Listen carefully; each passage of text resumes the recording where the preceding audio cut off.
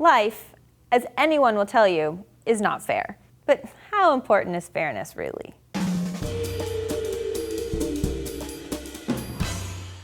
Hello everyone, Crystal here for D-News. Let's play a game. I'm given $100 and I can choose to offer to give some or none to you.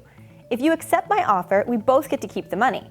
But if you don't, we both get nothing. How much of the 100 would I have to offer you before you'd accept? $20? $40? How would you feel if I offered you $3? You'd probably leave both of us with nothing just to spite me for being greedy, right? This setup is called an ultimatum game, and it is used by behavioral scientists to study the construct of fairness. In human adults, any offer lower than 20% of the total is usually rejected, and researchers conclude that this stems from a common expectation of fairness. But how do we decide what's fair? Our idea of fair changes over time. For children younger than school age, what is fair is usually what is equal.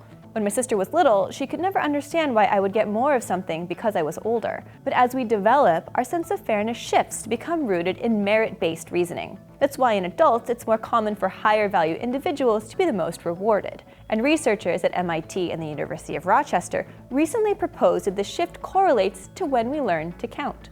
These researchers studied 70 children between the ages of 3 and 12 that belonged to the Tsaimane tribe in the Amazon. Each child was shown 2 drawings of identical children. Then they were told that the children in the drawings were sent to pick bananas. One child had worked very hard and brought back 18 bananas, and the other picked only 4. The researchers then gave the participant children an even number of paper cookies and asked them to distribute the cookies as a reward to the banana pickers. Children that could count distributed more reward cookies to the successful banana picker instead of distributing cookies evenly between the two.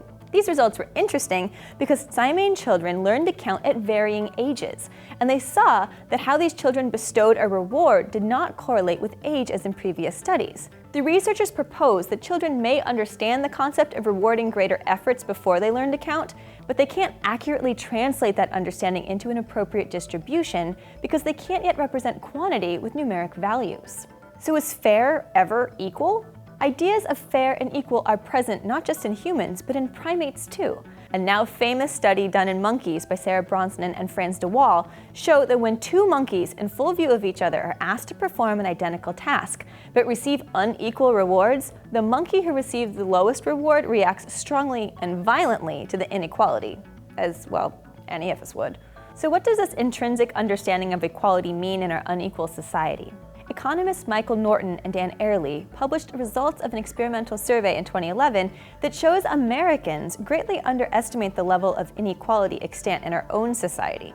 And when asked, we even say we would like a much more equal distribution of societal wealth than both what we think we have and what we actually have.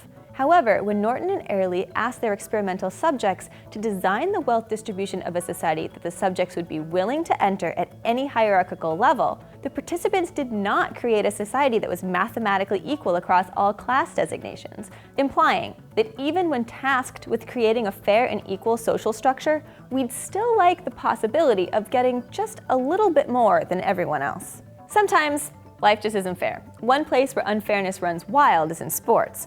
Learn why subconscious bias can interfere with important calls in this video.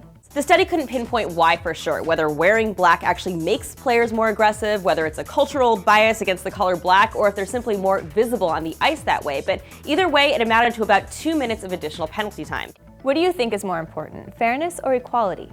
Subscribe to D-News and let us know in the comments down below. Thanks for watching.